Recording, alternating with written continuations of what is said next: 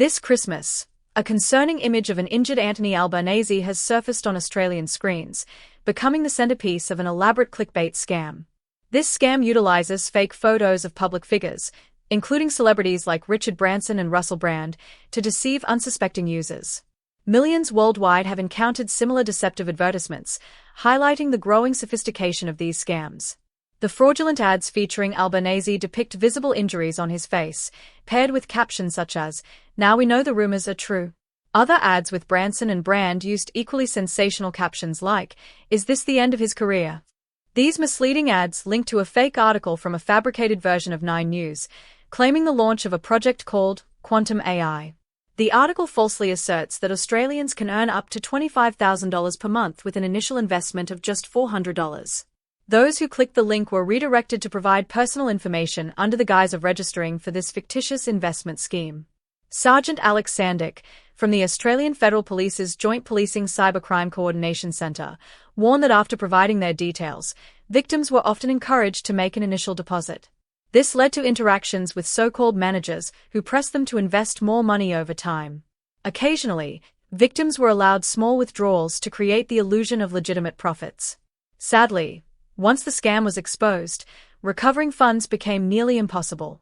The ads featuring Anthony Albanese were distributed via Google's third-party advertising system on high-profile news websites, including the Sydney Morning Herald and The Age. Experts suggest that scams of this nature are more frequent during holiday periods, exploiting reduced online security measures.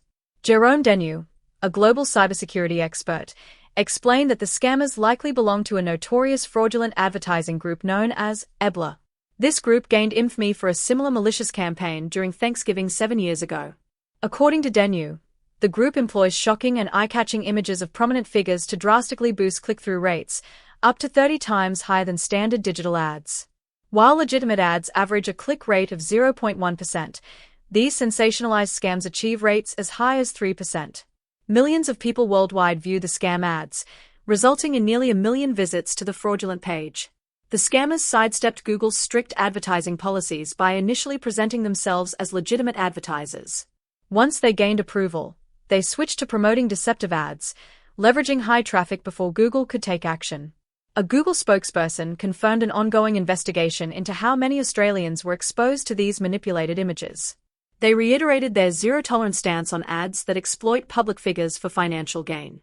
"When we identify ads that violate our policies, we remove them promptly," the spokesperson said. The specific ad featuring Anthony Albanese was taken down within hours. In the spirit of the season, Anthony Albanese and opposition leader Peter Dutton delivered Christmas messages to Australians. Albanese extended heartfelt gratitude to medical workers, emergency personnel, and members of the Australian Defence Force who sacrificed their holiday to assist others. "I want to thank everyone, medical workers, emergency personnel, charity staff, hospitality workers, and those serving in the Defence Force, who have given up their Christmas to help our community," he said during a message from Darwin, where he was commemorating the 50th anniversary of Cyclone Trace's devastation. Dutton acknowledged the financial challenges many Australians face this year, emphasizing the resilience of the Australian spirit. He commended charity workers and food banks for their tireless efforts to support struggling communities. "Let us think of those who are less fortunate and reach out where we can," Dutton urged.